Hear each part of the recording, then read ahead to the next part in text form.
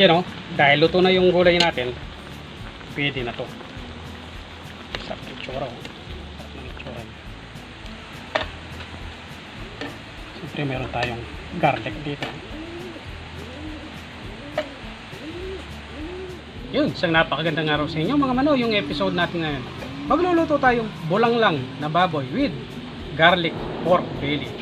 Ayan, meron tayong pinaka natin, biyabas. Tapos meron tayong pork belly. Yan, ito na yung pork belly natin. Pinalambo na natin ito. Ngayon, maglalagay tayong sibuyas. Tapos, lagay na rin natin yung gabi. Medyo matigas din ito. Siyempre yung bayabas. Tapos maglalagay tayong patis.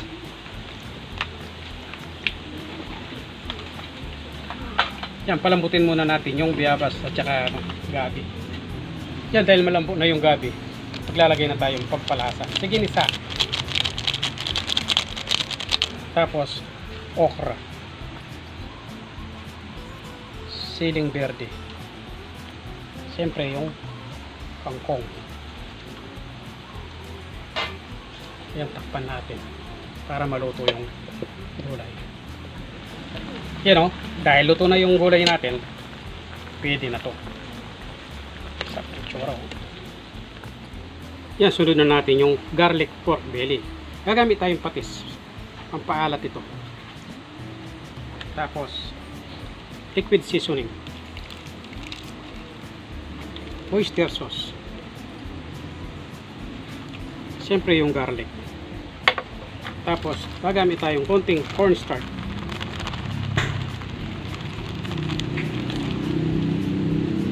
Hindi ko muna gagamitin yung maiwagang kamay, sandok muna.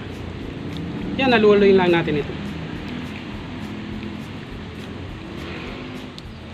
Yan, isalang na natin.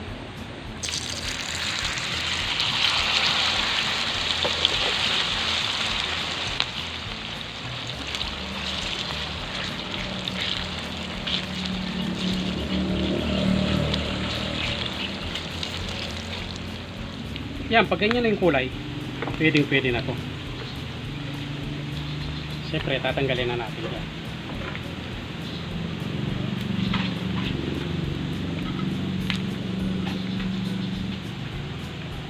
Siguradong malambot ito. Tsaka sobrang bango ng amoy niya. Tsaka yung itsura niya talaga, talagang napakasarap ng itsura niya. Siyempre meron tayong garlic dito.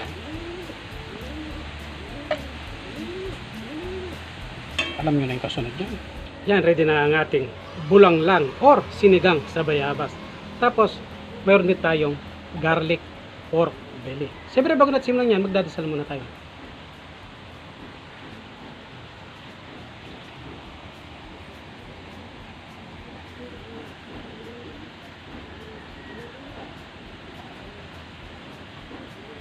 Tubig muna.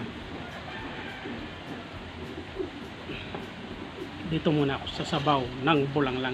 Yung amoy nito medyo paano lang. Pero sa tagal ko nang hindi nakakakain ng bulanglang. Dito tayo sa garlic pork. Kain po.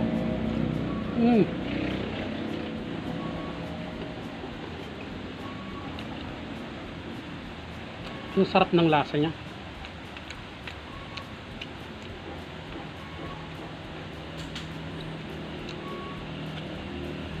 Siyempre favorite natin.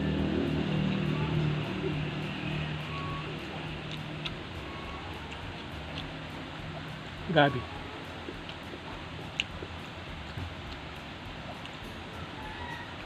Sarap nito. Kain pa tayo.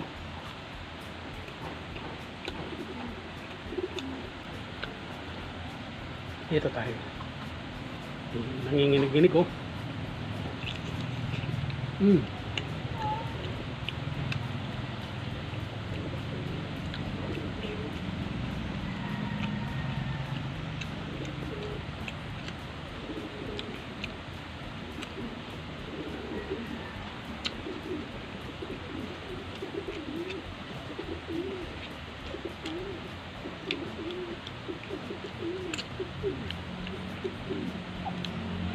Ito.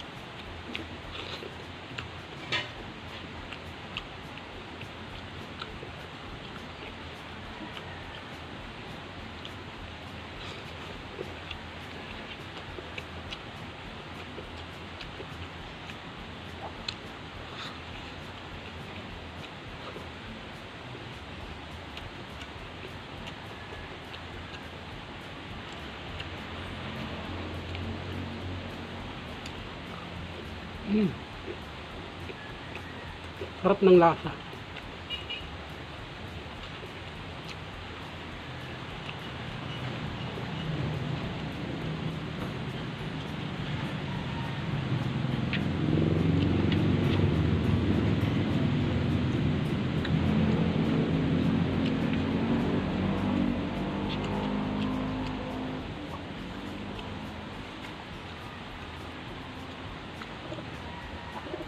Tabi muna natin yun.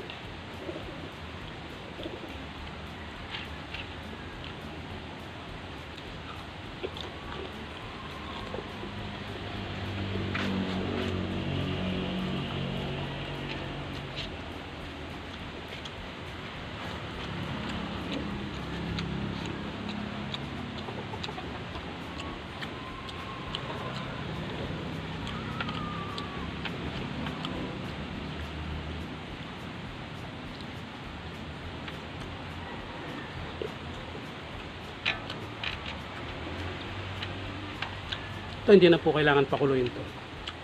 Direkta na.